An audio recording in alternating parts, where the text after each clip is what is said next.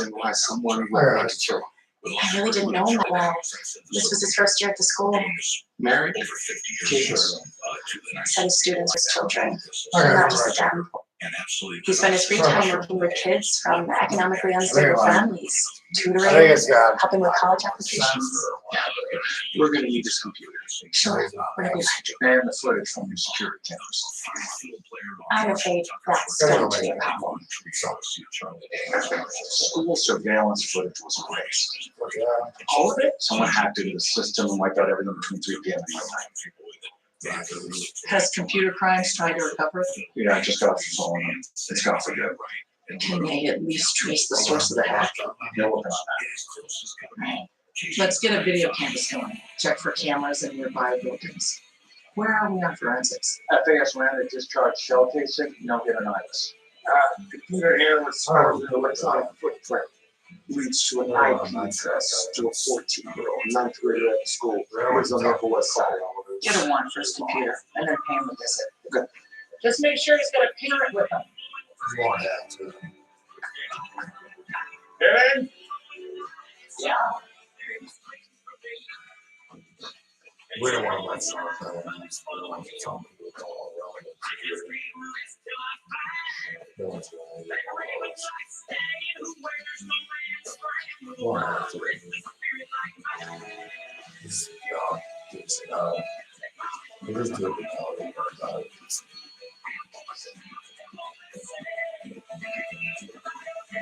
a person on our team has something unique about them that they can really contribute. So I'm feeling pretty good about our team right now. Today's going to be a team challenge, as you can see, but what is it's not happening here. Where is it happening? You are in for the ride of your life.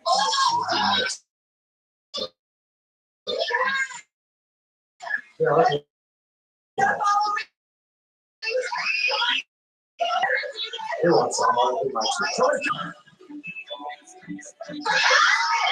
He wants somebody who likes This is crazy. That's like a monster truck, like 5 times as big as my old car.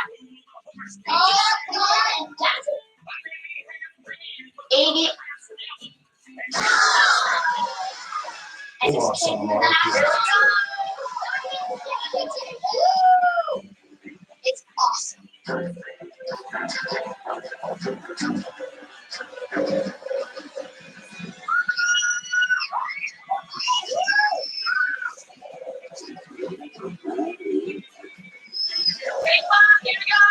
This is an experiment. This is last class. Okay, we'll experiment. This is an experiment. I'm not dressed for the desert.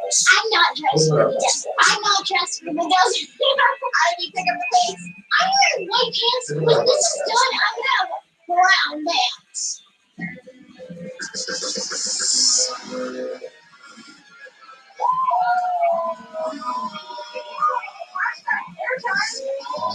Yes, that's a fair. That's a fair. Parkinson's disease. The infection is documented residents. Yeah, I guess that's a cool one. Just start right now.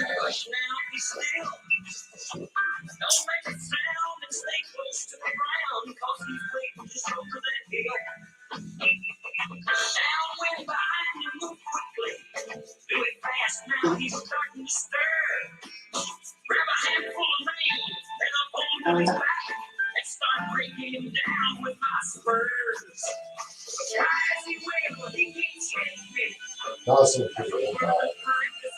Yeah, that's gonna be that.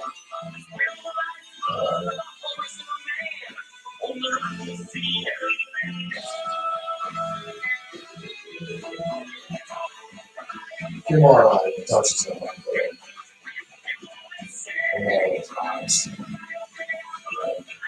I'm sure they're long as well, but it's not bad. It's not bad. It's not bad.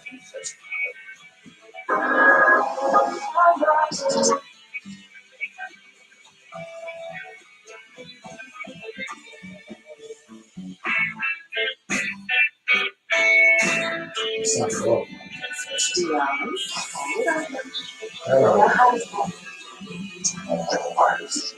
Wasn't good. Gabby, how does that make you feel? Just outside, you can have flowers and have some sort of exercise.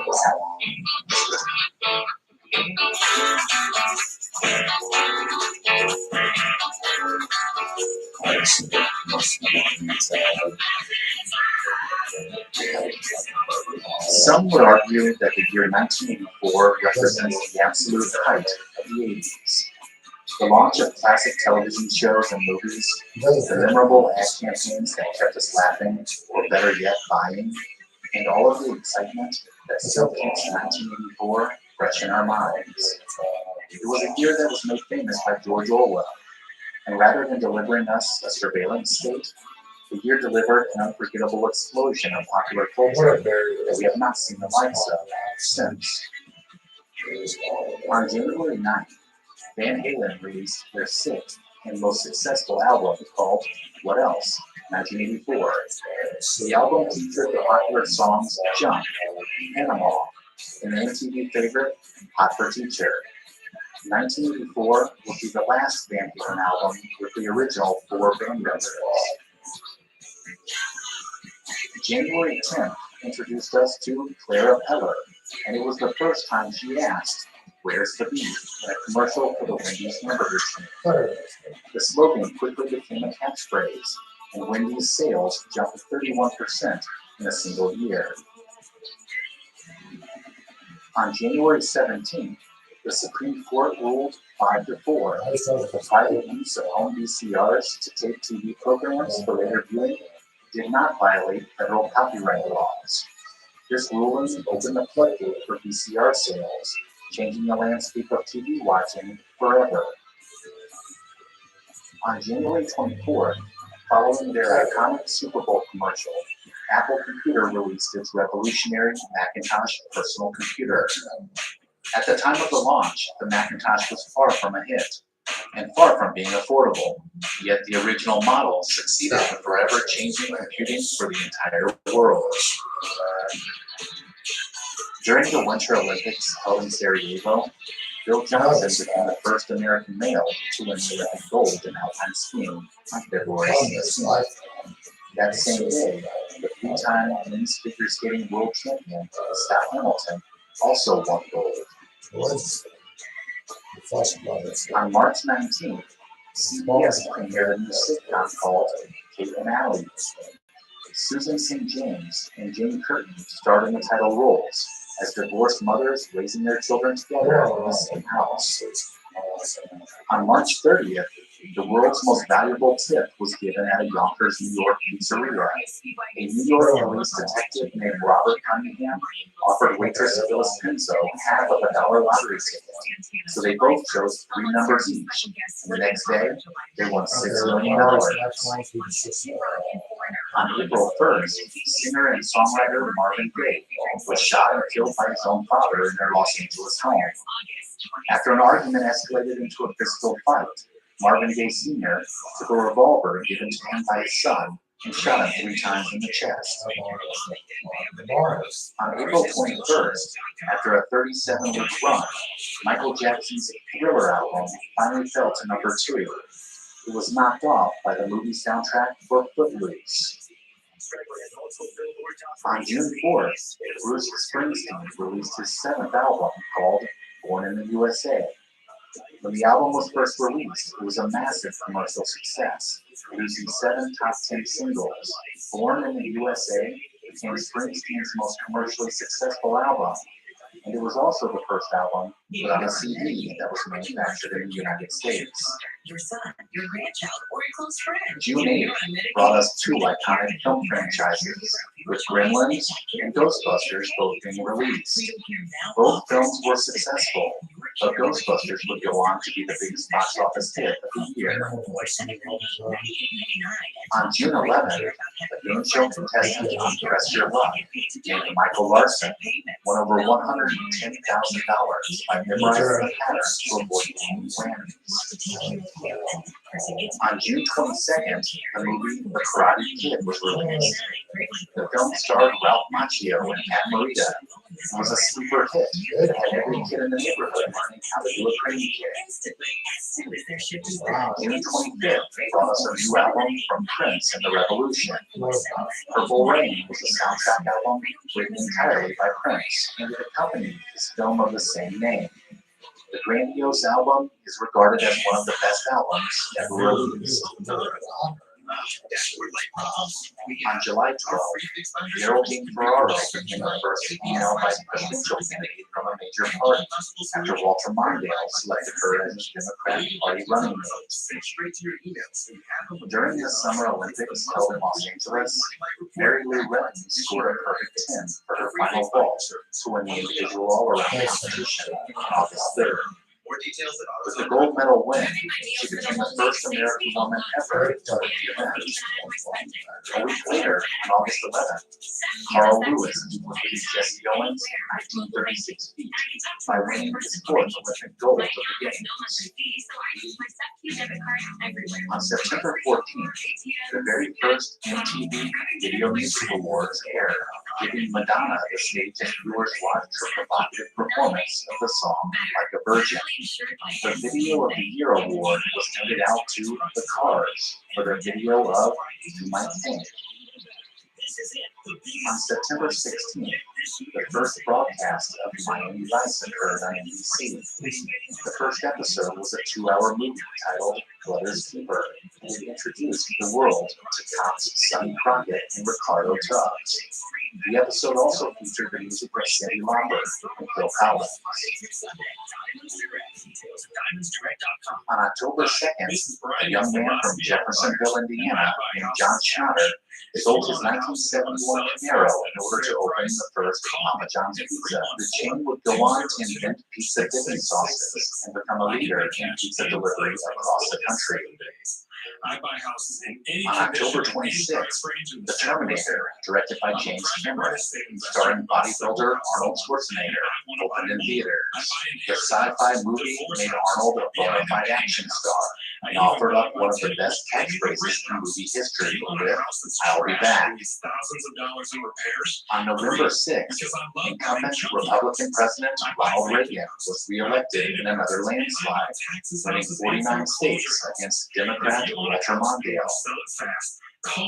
Closing out the year on a Christmas note, on December 18th, the television movie A Christmas Carol, starring George C. Scott, premiered on CBS.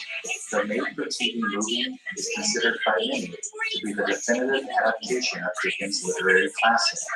During the premiere, IBM was the official sponsor, having purchased every commercial spot for the 2-hour television event.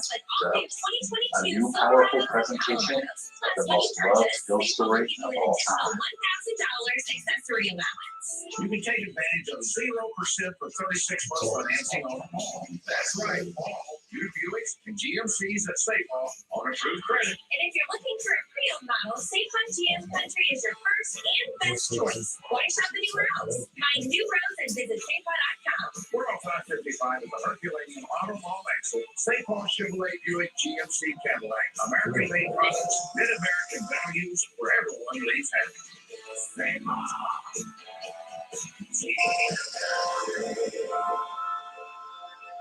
When it comes to belly grilling, the true heroes of the hopper savor the process as much as they savor the result.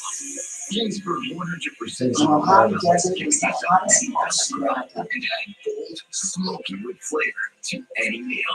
No preservatives or But the use of milk artificial is small pellets keep temperature consistent in place.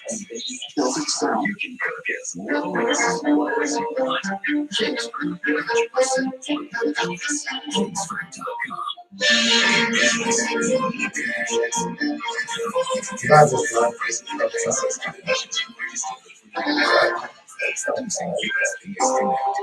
You want reach? We go there. You want ease? We make returns simple. You want fast? We deliver same day. Move your business forward with the United States Postal Service. Let's connect at USPSconnect.com. Specific market restrictions apply. Same day expected with entry close to final destination. There's another friend. Oh, it's the best time. 50% off.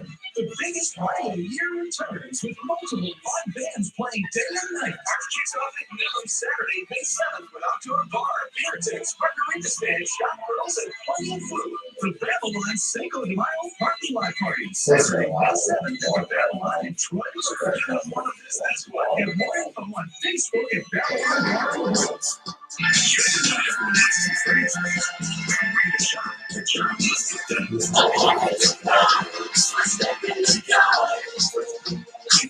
Safety first. Yeah.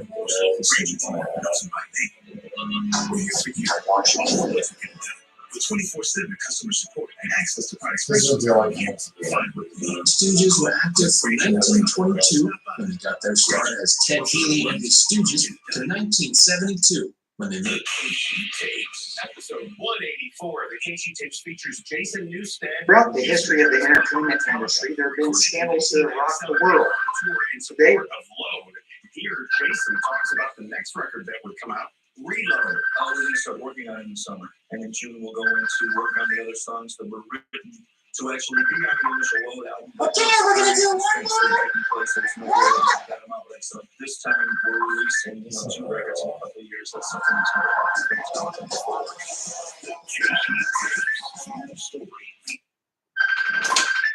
Okay, we're gonna do one more.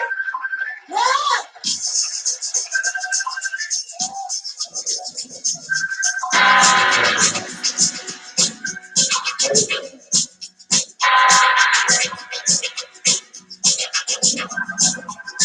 All the old paintings all up to me this time dance, don't you know? If we move too quick away, I'll go falling down like a domino. I got the money on a bet. Crocodiles away, there's nothing deep on the cigarette. All the time to Google,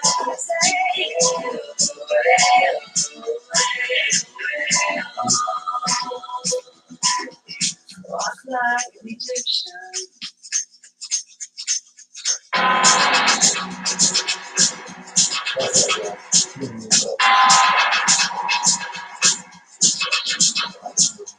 The blood waits to see us take their trees, spin around and they cross the floor. They got the moon show. They drop your drink, then they bring you more. On the school kids so sick of books, they like the frog in the middle bed. None of us who reach away. They're walking like an Egyptian. All the kids in the marketplace say, hey,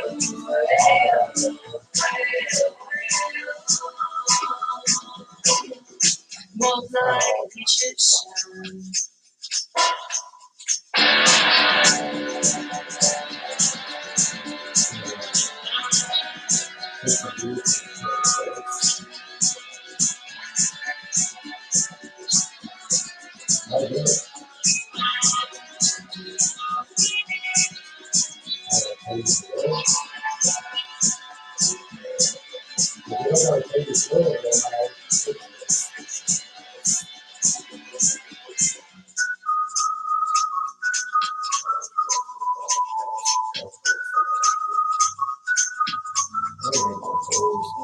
Slight feet up the street, then you're back. Shift your own lane, you're so like that. Lights are in Norway, strike the pose on the Cadillac. If you wanna find all the cops are hanging out in the Tony truck. They sing and dance away, they spin the truck down the block. The death and beats with the egg and the party goes all the trembling. And the Chinese move away, they walk the line like the Egyptian. Hearts in the thunder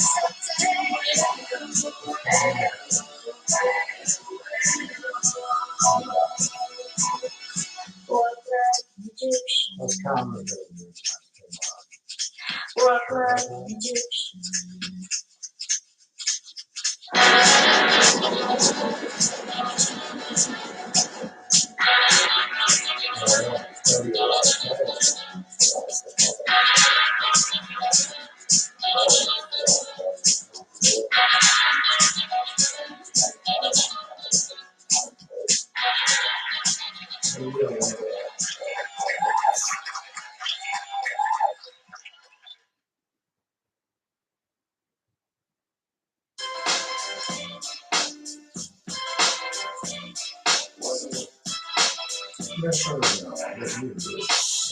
You're never responsible for unauthorized purchases on your Discover card. Things worked out for you, things you did. So you made your payment. That's fine. It's all the line that pays yours.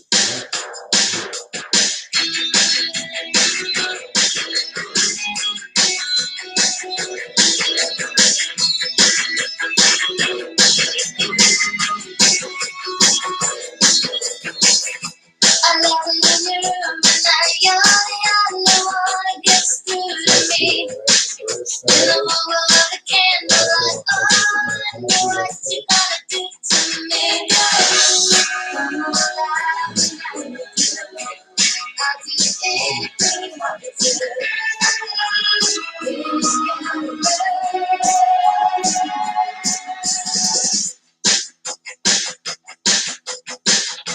I love you my day when you come along, tight night flow. You want me back, you let me say, teach you everything that a boy should know. I'm alive now, gonna make your dreams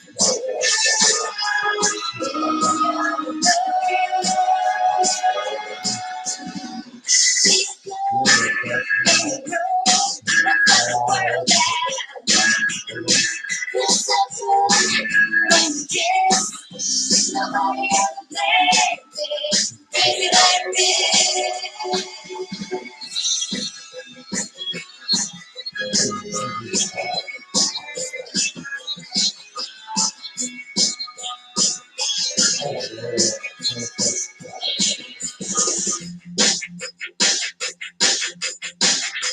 I believe when I got the one that gets to me.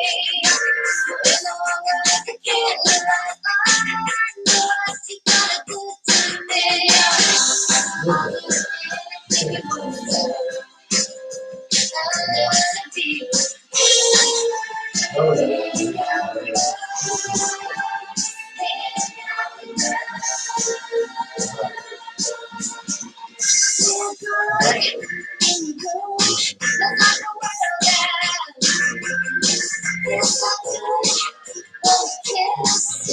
nobody ever made it.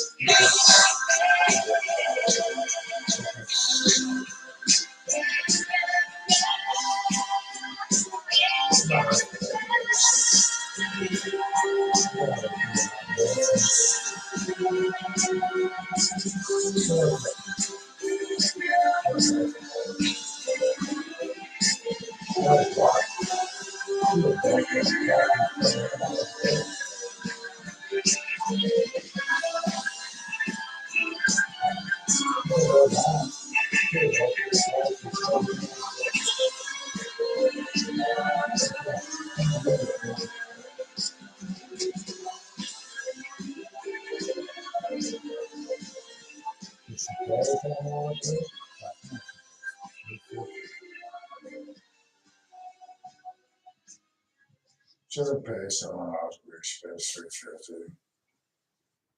They all pay like $350.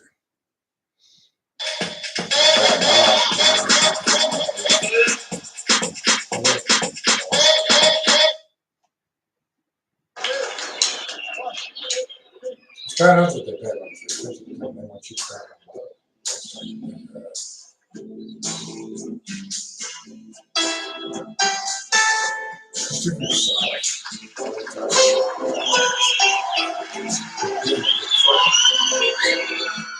You walked in the party like you were walking to a yacht.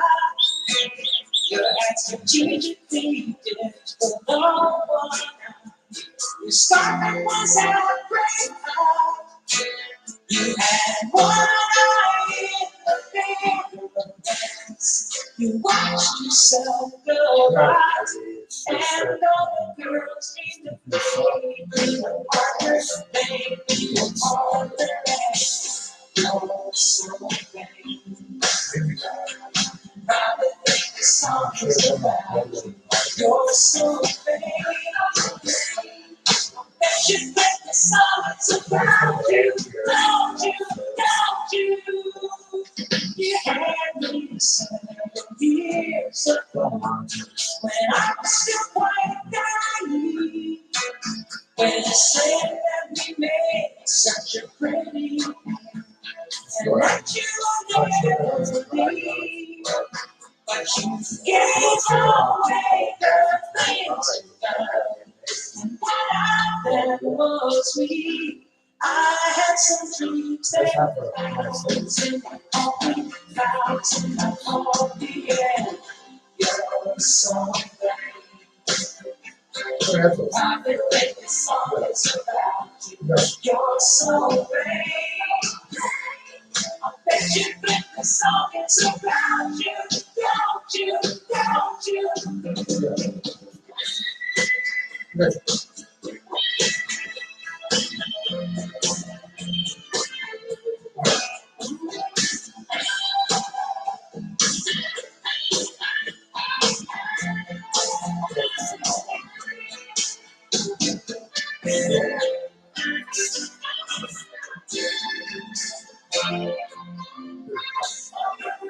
I had some dreams and clouds in my coffee, clouds in my coffee, you're so vain.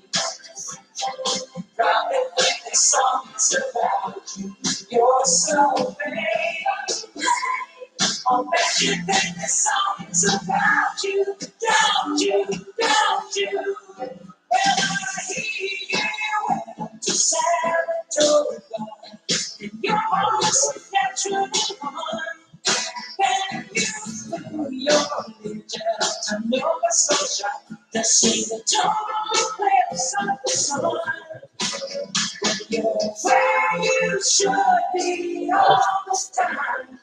And when you're not, you're with some underworld spy on the white books and white books and you're so I've been making songs about you. You're so vain. I'll bet you think the song is about you, don't you, don't you, don't you?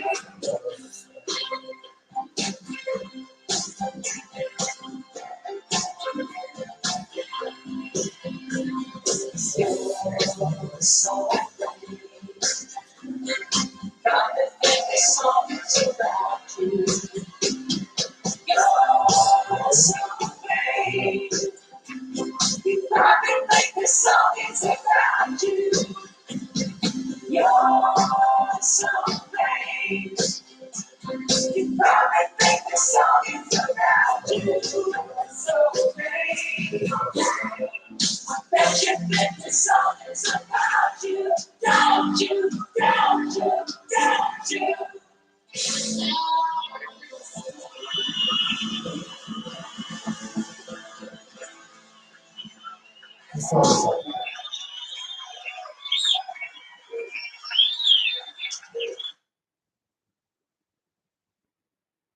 TV stream, I can get live TV and on demand together. Baseball, Ghostbusters.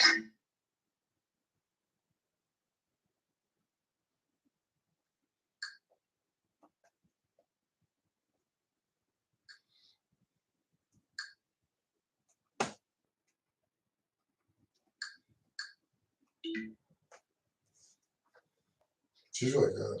She's really good, James. Yes, they did. They think the daughter has killed him in order to get the money, that she's in cahoots with her fiance. Isn't that awful? Or she'll be for you. The slow horses for nothing at all. Cat.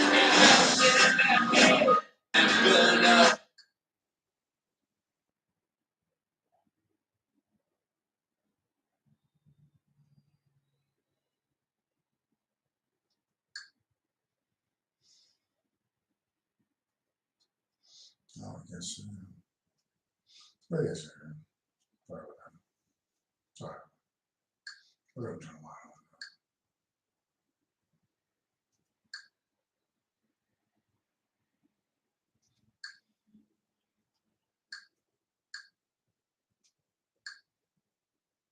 You're a team captain. Yes, I know that. Yes, I'm the good coach. Okay. Oh, geez. This is a mess. Hey, no, no. My moderate to severe. Ouch. I can't afford a cab. I don't go. You can pump things, Jeff. So stay home a lot. Here, the human report. Oh, thank you. Just out of curiosity, what was it under? Some magazines.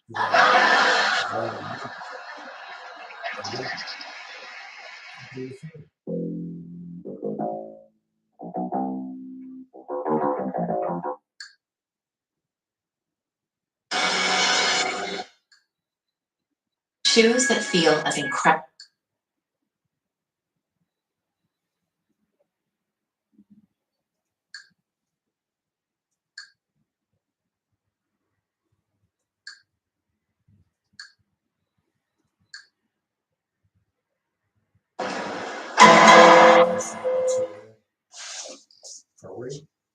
You'll get TV, I guess, not out for a week.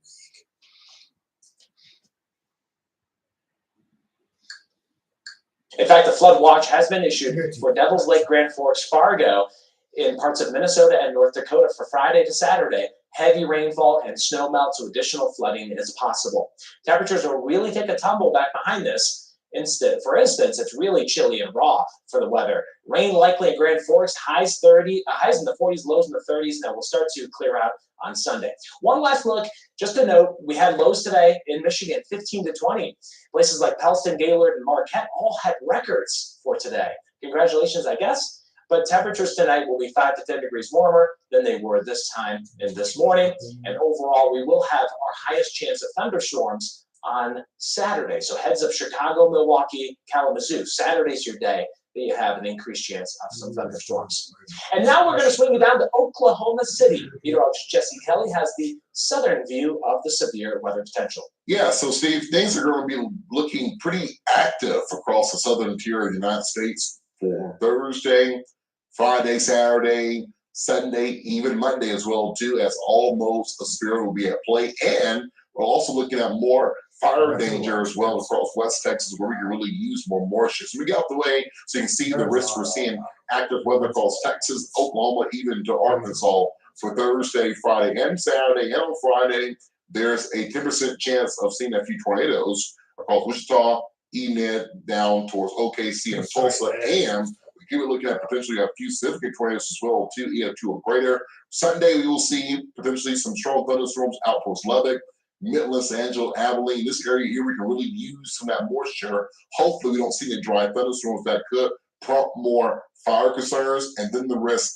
shift more towards the east, towards OKC, Dallas, Texarkana, and Shreveport as going to Monday. So more active weather to come across this region for the next couple of days. So for this afternoon, this evening, we'll be really monitoring this dry line. So we could see additional thunderstorms developing along this dry line later on this afternoon, this evening. And as we go into Friday as well, too, these supercell thunderstorms developing across Kansas into Oklahoma could produce some damaging winds, large hail. We could see a few tornadoes as well, too, for Friday. That moves towards the east, although weakening some as it moves into Arkansas and Missouri. We'll see a covert move through for Saturday. Then we reload the atmosphere again for Sunday. Heavy rain will not be a concern across this region.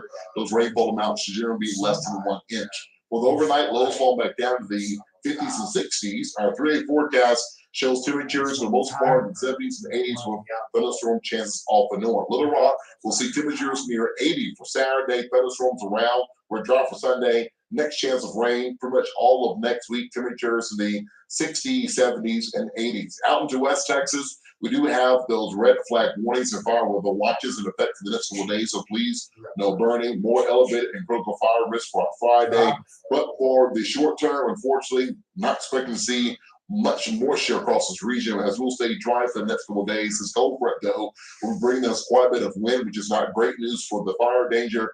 But we may see a few thunderstorms out there between Del Rio and San Antonio, excuse me. Well, it's our better chance of rain will likely take place as we go into our Sunday time frame. So through Saturday night, we could see potential around an inch or so around the San Antonio area. Our 3-day forecast shows temperatures here into the 80s and 90s. Your 7-day forecast for San Angelo Shows temperatures in the 80s and 90s. We'll see a rain chance for Sunday and also next chance of rain as we go into next Wednesday.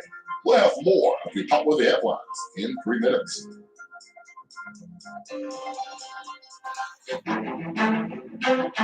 America's most vital resource is you. To the 46 million Americans with college credits and no degree, Maryville can prepare you for the careers of tomorrow with the right education today. Learn more at maryville.edu/degrees. Customers love businesses on the go. Using the online marketplace, they can find and book the perfect salon, spa, or fitness studio. Clients can purchase memberships online or in person with our contactless payment system. They'll be connected and coming back for more with our automated text and promotional email marketing. Try the bar post for free. Your customers will love it.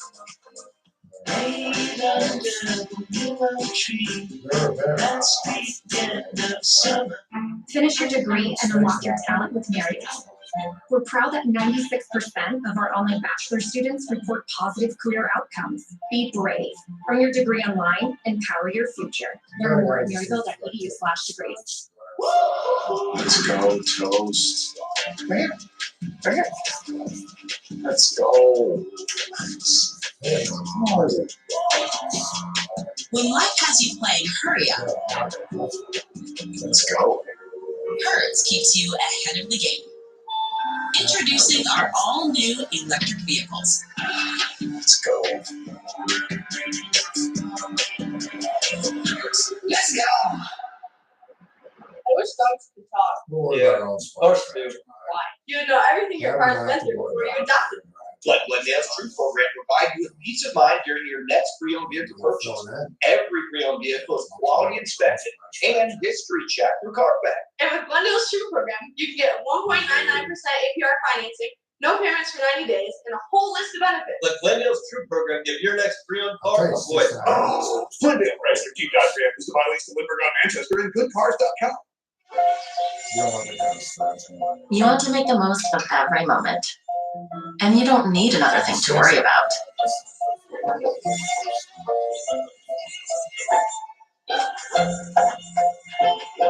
Some of these things are pissed.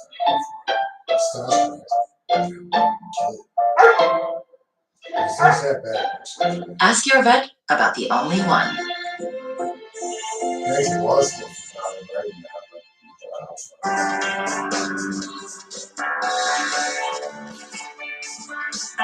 To the hospital.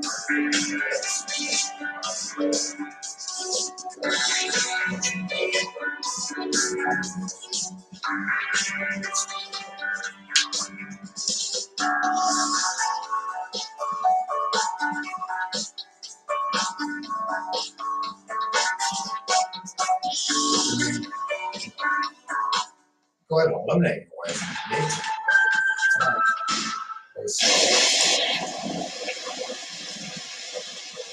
Ooh, thunderstorm earlier in Edmond, Oklahoma. You can see the lightning and there's the thunder rolling in. Oklahoma, of course, no stranger to a number of thunderstorms that happen during the spring months.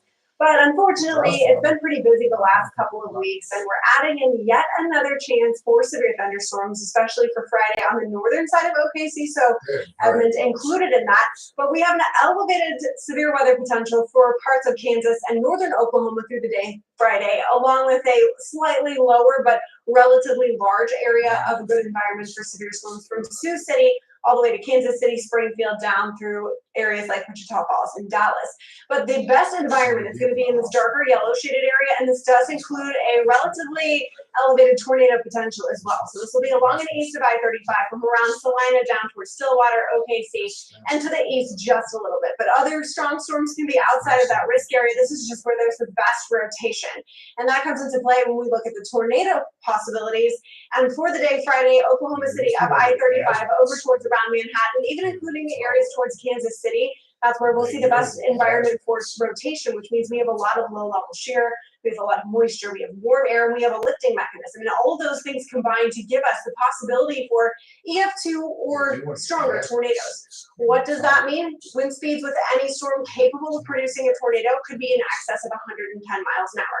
And then that also, not to discount our other threats of gusty winds and large hail, but it does look like with this setup through the day Friday, this will be a pretty good tornado setup, especially along and east of I-35. And our models start to hint at that happening right around 4 or 5 p.m. Central Time. That should be when storms start to initialize. These will quickly race to the east. Notice there's not very many of them, but whatever storms do form will have the possibility to be rotating and also produce gusty winds and large hail. That will happen for a couple of hours, but through 9 or 10 p.m., then there will be the possibility of some gustier winds out towards the Omaha area on the northern side of this low pressure system. But then also, as we get towards midnight, those areas of thunderstorms, they're going to re-intensify, and another round of isolated to scattered severe storms through midnight Saturday will be possible from Wichita over to Kansas City. These will roll through the rest of Missouri, lose a little bit of their intensity come Saturday morning, but with this really large kind of sitting and spinning low pressure system, this is going to give us several days of severe weather chances. So while tornado potential is elevated for Friday, also in the same areas, so are gusty winds and hail. We've seen some extremely large hailstones coming out of some of these storms the last couple of events, and true to what's been happening lately, there is a significant hail potential for much of the central and southern plains Friday. This means hail could be in excess of 2 inches or larger, and that's around golf ball size hail. That can definitely do some damage to your property. And then as we move into Saturday too, we'll see that severe weather chance move across parts of the Ohio Valley out through the Great Lakes.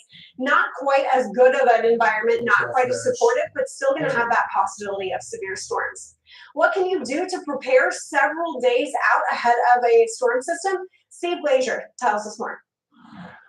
Sometimes we can see severe weather coming down the road several days away, and when that's the case, there are certain steps you can take daily to ensure your safety, not only for yourself, but your friends, family, and your property.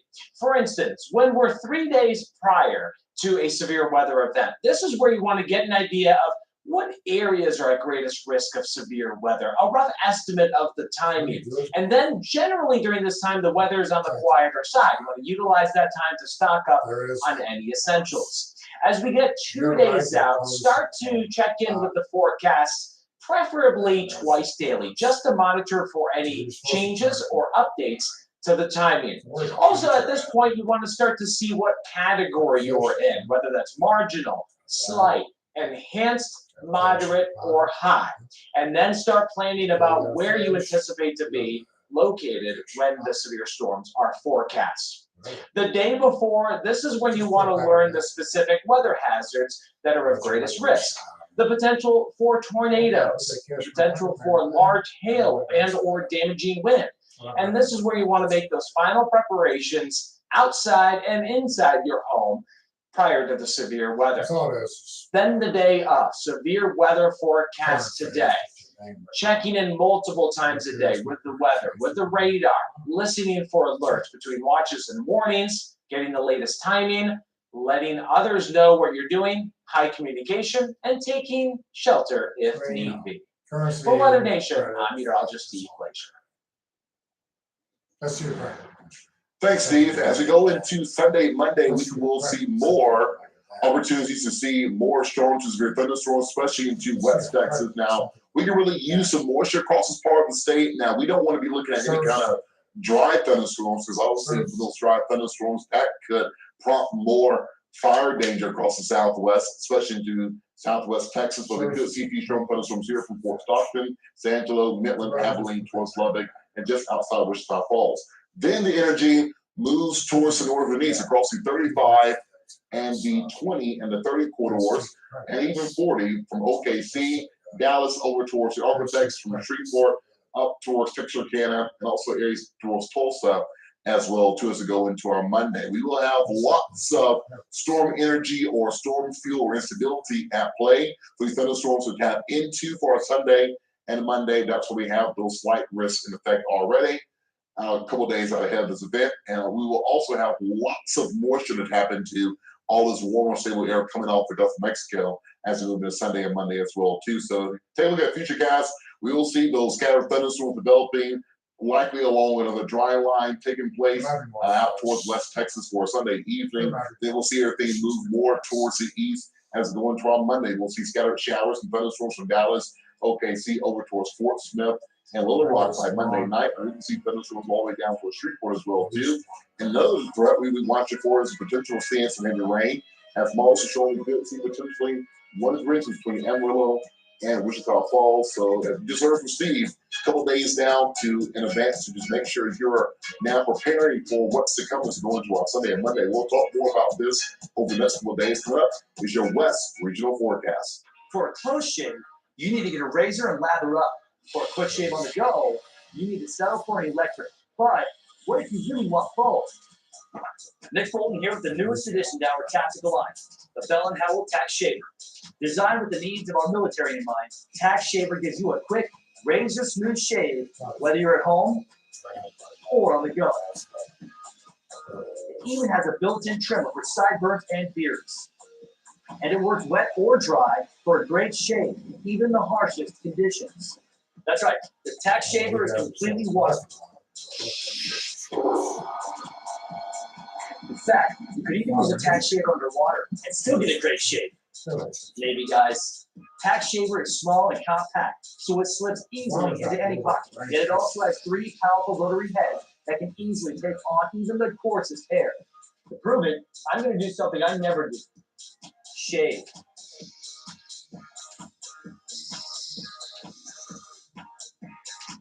As you can see, it's easily handled, even my stubborn stubble. Now that's what I call military tough. So let's review. Tax Shaver gives you a quick, razor-smooth shave, features a built-in trimmer, works wet or dry, even underwater, and has 3 powerful shaving heads. I mean, there's just nothing like it on the market today. Act now to get your Tax Shaver for this special TV price of just $29.99 with free shipping. It's the only shaver that features genuine Bell & Howell precision and quality and is backed by our 10-year warranty. That's right. Call or click today to get your Tax Shaver and we'll ship it to you free. Act now to get the Bell & Howell Tax Shaver at this special TV price. Here's how to order. To order, call 1-800-610-1149 or go to taxshaver.com. That's 1-800-610-1149, or you can order online at taxshaver.com. I wanted to show you guys something that has been truly bringing me joy, and that is HelloFresh. I get a variety of delicious ingredients, and I can whip up my meal in about 20 to 30 minutes, and I save money, which are all touchdowns in my book. Go to HelloFresh.com and use code TV16 for 16 free meals plus 3 free gifts.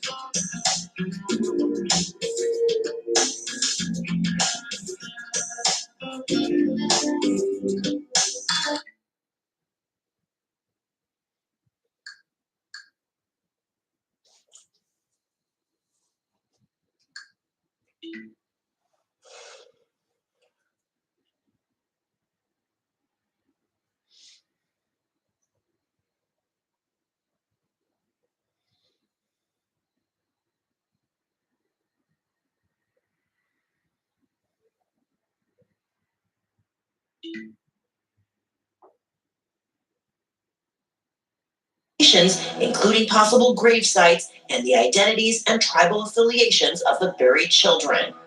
Is there anything you can share with us now about what you... 12,025 individuals convicted of aggravated felonies were removed in fiscal year 2021. And that's down from 2020 or 2018. Actually, you're wrong. 12,025 were individuals convicted of aggravated felonies, nearly double the 6,815 arrested in fiscal year 2020. If I may, Aggravated felonies, what does that mean? well, that's a definition. I call homicide an aggravated felony. Your detainers for homicides are down 42%, For 6 hours a day? believe it, 43%, I should say. Weapons offenses down 52%. You're defining terms that don't actually exist. Oh, actually, Aggravated felony. Congressman, the term aggravated felony is defined in Correct means statute. you're, of course, right. It is a United States law. Standing around. The definition of an aggravated felon Standing is a around matter for at of least 6 hours. statutory. Crimes like homicide are down. You're detained. I mean, those numbers are there on your website. Let me go on. You repeatedly said there's a need for reprioritizing ICE because of limited resources. Yet in 2012, with fewer agents and judges than we have now, ICE arrested and deported 409,000 aliens. Under your administration, with more agents and judges, you've deported only 59,000. That's 1/7 as many. Overall deportations. The time of the gentleman has expired. The witness may answer the question. 46% of ICE removals in fiscal year 2021 were for people convicted of felonies or aggravated felonies, compared to 18% during the previous 4 years and 17% the year before that. The time of the gentleman, as I said, has expired. Ms. Lofgren. You say you can drink any money. Thank you, Mr. Chairman, and thank you, Secretary Mayorkas. Before I ask my question, I'd like to give you an opportunity. My fellow Californian, reading from his talking points, made several assertions I think are incorrect, and you didn't get to fully explain what the facts are, and obviously what is the benefit of applying the law, standing up for the rule of law, which is what this country stands for. So if you would take a minute on that before I get to my questions, that would be helpful, I think. Thank you, Congresswoman. The law provides that individuals encountered at our border have a right to make a claim for humanitarian relief under the asylum laws that the United States Congress passed. If their claim for asylum relief prevails in an immigration court, then they have established a basis to remain in the United States. If their claim fails, then they are removed from the United States. We are a nation of laws, and this Department of Homeland Security is administering the laws that Congress passed. Thank you, Mr. Secretary. You know, I watching what happened in the prior administration, I'm mindful that you were inherited something of a mess in terms of the department. There were over 400 changes to the immigration system, policy changes that resulted in delays and no increase, no benefits. For example, in USCIS, repeatedly interviewing the same people over and over again on the employment-based side, leading to backlogs, questionable policy choices that nearly bankrupt USCIS. I remember in the summer of 2020, the agency was forced to send furlough notices to 15,000 employees, 70% of its workforce, and was only at the last minute working on a bipartisan basis, actually here in the House, that we did a stopgap measure, but there was a hiring freeze, and there's millions of backlogged applications. At the same time, we saw extreme vetting of the special immigrant visa program in Iraq and Afghanistan, which actually ended up being no vetting, so that there was no processing of over 17,000 SIV cases for Afghanistan. And when the former president's timeline for removal was implemented, there was no plan in place to expedite the processing or to evacuate those allies, and those unprocessed SIV applications just continue to sit there. I'm wondering, Mr. Secretary, what steps you are taking to try to clean up the mess in the refugee program where all of it was zeroed out, and the agencies, the nonprofits and the religious-based agencies that help were basically dismantled. USCIS was hollowed out and the like. What is your plan to clean up the mess? Congresswoman, one of the ways in which the prior administration decimated the legal immigration system is to really leave U.S. Citizenship and Immigration Services, the agency that administers our nation's legal immigration system, on the brink of bankruptcy. Employees were furloughed, the asylum and refugee corps were decimated. That agency is funded primarily through the fees it collects from applications that people submit for immigration benefits. And the law provides that every 2 years, the fee rule is the issue to recalibrate fees according to the cost of the agency every 2 years. That agency has not had a fee rule So we'll for look more at than that. 6 years. And so we are bringing it from the brink of bankruptcy to some level of financial stability. It will take time. We are promulgating a new fee rule Okay. as Congress expects. I've got one more question I want to get in. The H-2A program is an important one for agriculture in the United States. And as you know, we had a bipartisan bill to streamline and improve that provision that is languishing in the Senate. But there have been, and it's been brought to my attention, the Operation Blooming Onion case where there were some abuses of people in the H-2A program. I'm wondering, do we have adequate tools to protect H-2A visa holders from exploitation, understanding that it's an important program and, you know, I'm not saying all employers are exploited, far from it, but we want to get the bad actors. Congresswoman, we are focusing. Time of the gentleman, lady has expired. The witness may answer the question. We are focusing some of our enforcement resources on employers who exploit vulnerable employees and create a non-competitive labor market. It's one of our areas of tremendous focus. Thank you. Mr. Shepard. Thank you, Mr. Chairman. Mr. Secretary, the situation at our southern border is an unmitigated disaster. And I fear it's about to get a whole lot worse. With this administration's boneheaded decision to end enforcement of Title 42, you're essentially saying the COVID healthcare emergency is over. Come on in. While at the same time saying, nope, still got a COVID emergency, so we're going to force everybody to mask up on planes and buses and trains, whether you like it or not. Since he took office, President Biden has been busy reversing just about every one of the Trump administration's successful immigration policies, stopping construction of the border wall, ending catch and release, and practically abandoning border enforcement altogether, just to name a few of these misguided policies. The result, as I said, has been complete and utter chaos at our southern border. Unfortunately, again, due to the Biden administration policies, the chaos doesn't stop at the border. It's intentionally being spread all across the country. The Biden administration is putting illegal immigrants and asylum seekers on buses and planes at taxpayer expense, often in the middle of the night when it's not so obvious, and shipping them to communities all across the country. As a result, virtually every state in America is now directly impacted. Let's face it, we're all really border states now. Mr. Secretary, how many migrants have you shipped to Ohio, my state? Congressman, I would disagree with the phrasing of your question, but I would be pleased to provide you with data with respect to it.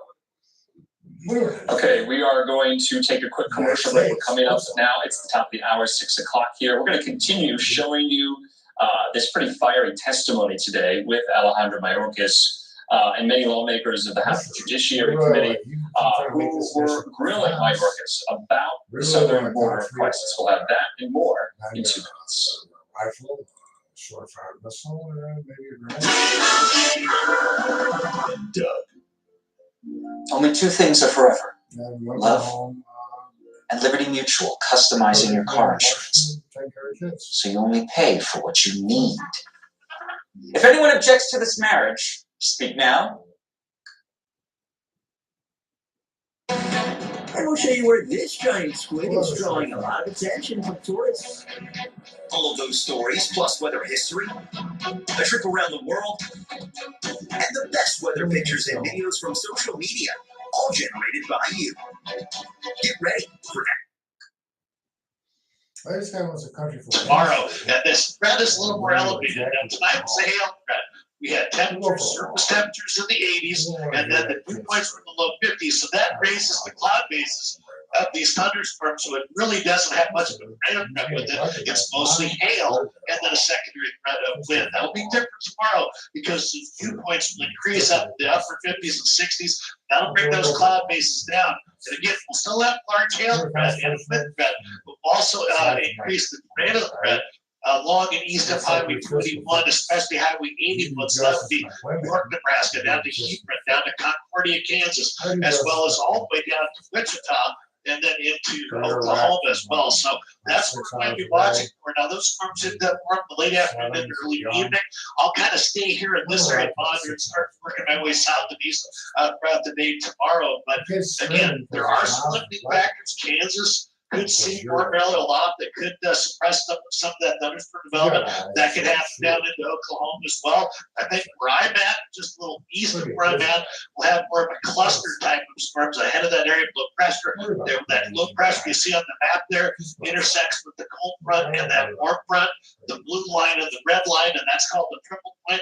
And I think we'll have a pretty good shot right in there for some severe weather and maybe an isolated tornado or two in there as well. All right, Tim, and I've also been following the latest on the fire as well too across portions of southern Nebraska. So were you able to get a little bit of some rain for some of those thunderstorms across this part of the state that really needs the moisture the most? Yeah, and just kind of take a step back and look at all this, and it's just going to stay active, right? You see green, red, yellow across the map, pretty much right through Saturday, even into Sunday. And again, as we mentioned, through Monday and Sunday night into Monday, that's when things will continue to stay a bit on the bumpy side. North Platte, Nebraska, 68 degrees by 1 a.m. That's a sharp drop in temperatures between 9 and 1. And then we're in the 50s with stormy weather that starts up and will stick around through tomorrow morning and even into the afternoon and early evening hours. Marissa? And for those of you in Nebraska, we're going to take it a little bit further south to your neighbor down south into Kansas. So why are we talking about Kansas? Well, we're looking at how many tornadoes were present each year from 2016 to 2021. So 2016 was an active year. You had 114 tornadoes. 2017, 63, a little bit lower 2018. But look at the spike in 2019, over 100. 2020 was relatively quiet in 2021, but I always say one tornado is more than enough if your neighborhood, if your house gets hit. But notice we did have some pretty active years within that 5-year span. You're talking about an average of 47 tornadoes in a given year. So we're talking about Kansas because you guys have that threat yet again of seeing tornadic activity as you enter in from Friday into the weekend. So let's look at the upper level disturbance that we have that's ejecting out of the Rockies. Here's that trough that we have. As it continues to head eastward, notice you get a lot of rising air. Rising air is what you need for that development of thunderstorms. And when you're looking at a strong area of low pressure that's going to develop, essentially you're going to get that area of low pressure to close off. This is the low that's going to eject out of the lee side of the Rockies. And with that ejection, you're going to see some stuff happening. Okay, so you get that's a persistent southerly flow. All of that moisture taking its ride further north. You also notice that you have a dry line set up. So this is that very dry air just to the west of it. Dry air is more dense than buoyant, humid air. So this is going to wedge it upward and push it upward. And the vertical ascent is where we look for that thunderstorm development. You're going to have a lot of available energy for storm development. It's going to be hot, it's going to be humid, and you're going to get that energy you need for severe storms that are likely. So this is what we'll be focusing in on for your Friday from the Storm Prediction Center. You're looking at the areas that have either that possible to very likely threat. So anybody that's highlighted here from Norfolk over towards Wichita Falls and Fort Worth has the possibility of seeing severe weather, but it is an elevated risk if you're in Wichita, Kansas, and Tulsa. So as we look ahead into Friday, you're also noticing that we have a tornado threat. As I mentioned, looking at Kansas, a lot of Kansas is highlighted, but what's even more so and more so concerning is that you have the potential for EF2 tornadoes or stronger. So very strong destructive tornadoes are possible with some of these supercells that we could see developing. Future track kicking it off at noon. And what you're seeing is a future track.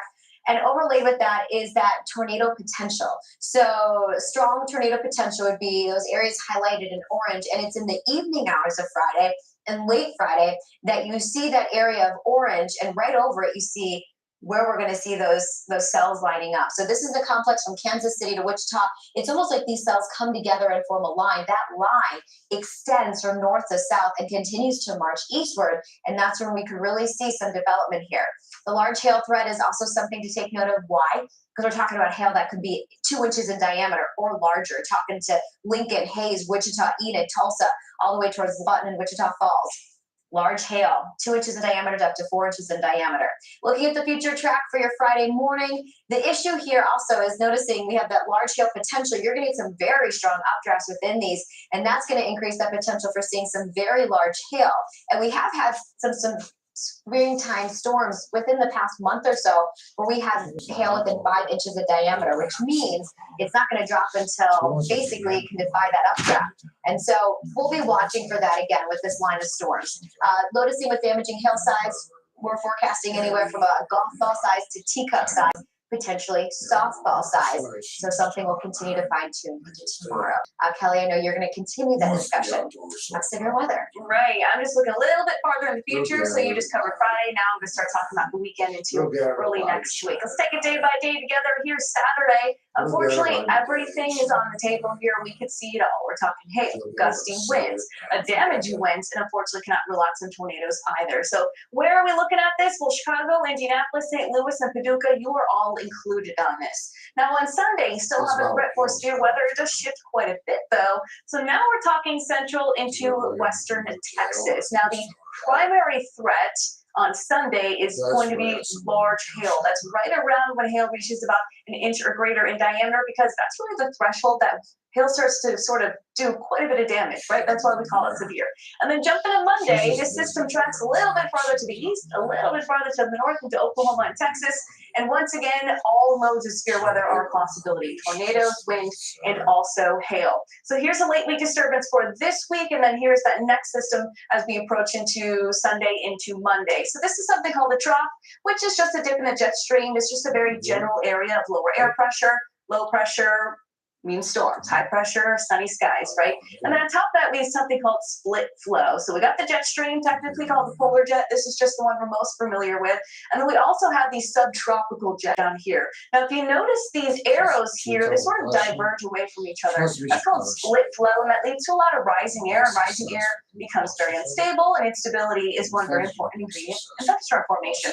So here's that low pressure system over Texas. You got the warm front, you got the dry line, and then in between the warm front and the dry line, you have very warm and humid air. Now, part of the reason we have that is look at this high pressure system.